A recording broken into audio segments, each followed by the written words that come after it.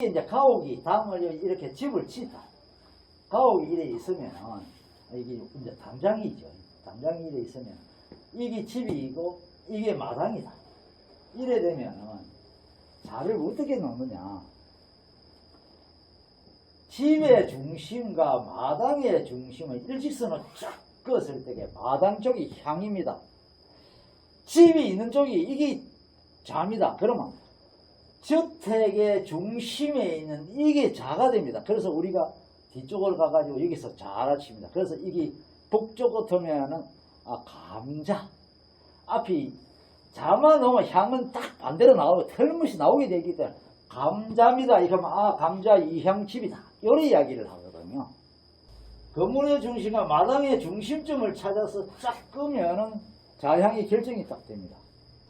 예를 들어서 이거는 이제 사각자리 반듯한 집인데 집을 이렇게 짓다. 호각집. 그치요?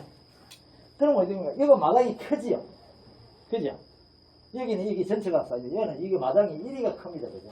이 면적, 이 면적, 이게 크면은 이 마당의 중심점을 잡고 이 건물의 중심점을 쫙 하면 자가 이래 됩니다. 이거는 이래 되는데 이거는 왜냐? 이렇게 돼야 집도 반이 되고 텐지도 반으로 딱 나눠지지요. 그러면 이게 이제 자가 되고 이게 향이 되는 겁니다. 마당이. 터에 따라서 자가 틀어집니다. 집을 어떻게 짓느냐에 따라서. 같은 터라도. 자, 이런 거는 이제 빌딩이나 하더라도 빌딩을 했는데 큰 대지가 있는데 빌딩을 이제 한쪽으로 이렇게 밀어서 붙이갖고 빌딩 보면 우리 가정집도 이런 거 많다 그죠? 한쪽으로 붙이갖고 짓습니다. 이쪽 마당 써먹으려고 촌에 가면은. 또 차가 안 들어가 도시 이래 물어 붙이갖고 그래갖고 뭐라더냐. 우리 집은 이 북쪽에 감자 이향집이다 이렇게 하는데 실제는 감자 이향집 이게 넓으면 이래 자라라고 건자 소량집이 되겠습니다. 아까는 반듯했잖아요. 그죠? 근데 이렇게 건물이 저리 밀리갔다. 이리 밀리가 뭐냐? 감자 본향집이 된다. 이래 되거든요. 그러면 주택의 중심에서 마당의 중심을 끄면 자가 나온다. 자향이 나온다. 우리 보통 집에 가면 먹는다고 집을 이래 세우 꺾는다 그지요? 예, 꺾어가 짓습니다. 그럴 때에도 향은 이렇게 되죠. 아파트. 큰 아파트 말고 우리가 오송도송 사는 작은 아파트 세로동선 너동선 올경이 모이가 담을 딱 쳐놓은 거 있잖아요. 이거는 한 동 한 동으로 보는 것이 아니고 이 전체를 한 집으로 봅니다. 이거를 안에를. 그러니까 대지의 중심에 들어갑니다. 그러면 자향은 어떻게 잡을 것이냐? 집이 긴 것이 큰 건물이 긴 것이 많이 있는 쪽.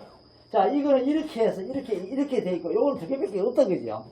그럼 이쪽에서 1이 보더니 이쪽에서 1이 보면 두 개밖에 나머지 4개는 이렇게 보고 있다. 그러면 어떻게 자향을 볼 것이냐? 여기는 좁고 여기는 넓다 그죠? 다문 1cm가 넓어도 넓다 아닙니까? 그러면 이쪽이 자가 되고 이쪽이 향이 되면 마당이 있는 쪽이 있겠죠. 이 한 동에서도 좋은 방이 있고 나쁘면 호실이고 좋은 호실이 있고 어쨌든 여기서 하는 거는 1cm가 넓은 쪽이 마당이 된다. 그 이야기입니다. 그 다음에 이거는 뭘 이야기하느냐. 담이 없는 슬라브 집을 딱 쳤는데 위에는 반동가리 정도 40% 이상 남아야 됩니다. 이게 위에 2층을 딱 올렸을 때에는 이거는 그럼 어디 봐야 되느냐. 그죠?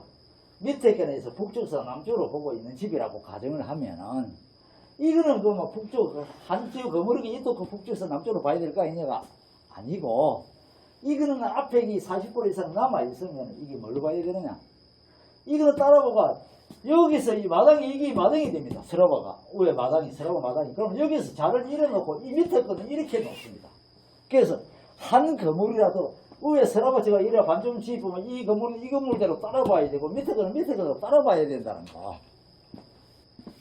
아까는 건물이 한쪽으로 이래 지어쳐가 이래 지어가지고 자를 이래 놓으면 되는데 이놈은 저기 볼게요. 자, 이게 1m, 100m짜리 막 큰 초된 터가 있는데 공장을 짓든지 주택을 80m를 짓다. 이까지. 그죠? 한쪽으로. 그럼 여기 20m 남아있을 게네. 자, 향이 어디 있노? 자가 어디 있노? 그게. 처음에 배워서, 마당이 넓은 쪽이 향이를 크더라. 그러면 이게 향이고 이게 자입니다. 이래 이야기 할 거 아닙니까? 그런데 이거는 그렇지 않다. 100m 같다면 33m 이상이 남아 있어야 이걸 마당으로 봅니다.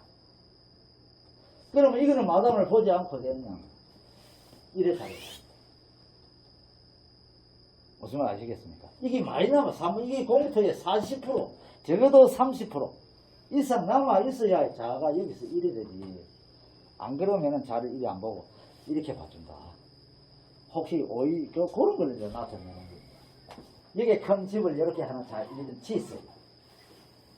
지고 이것이 덩치가 비슷하면은 이거하고 이 두 개를 약간 자를 잃어봅니다. 이렇게. 그런데 이놈이 덩치가 이거보다 3분의 1 이하로 작아져 버리는 거예요. 이게 집이 있어도 이거 집을 무시하고 이렇게 자를 놓습니다. 이렇게. 그러면 이걸 무시하면 마당이 이거 제일 넓잖아요. 이래 됩니다. 그걸 이제 이야기를 합니다. 그리고 1번에 이거 보죠. 1번의 집 크기가 2번의 집과 비슷하든지 하면은 이렇게 자행을 보는데 2번의 집이 이거보다 3분의 1 이하로 작아져 버리면은 향이 바뀐다. 자향이 바뀐다. 이제 사로 바뀐다 얘기입니다. 이래 이제 되는 겁니다. 이것도 매일 마찬가지입니다. 이게 30m만 여기 한 15 보면은 이제 요거 비어져 있으면 이거 마당은 안 보입니다. 그래서 이렇게 반다. 앞에 거기랑 똑같습니다.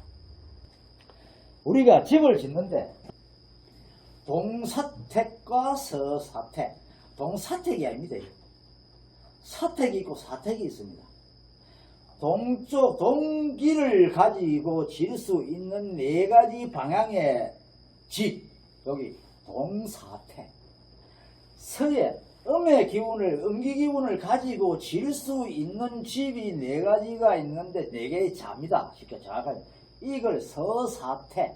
그 다음에 집 하나하나를 말할 때는 사택입니다. 그죠?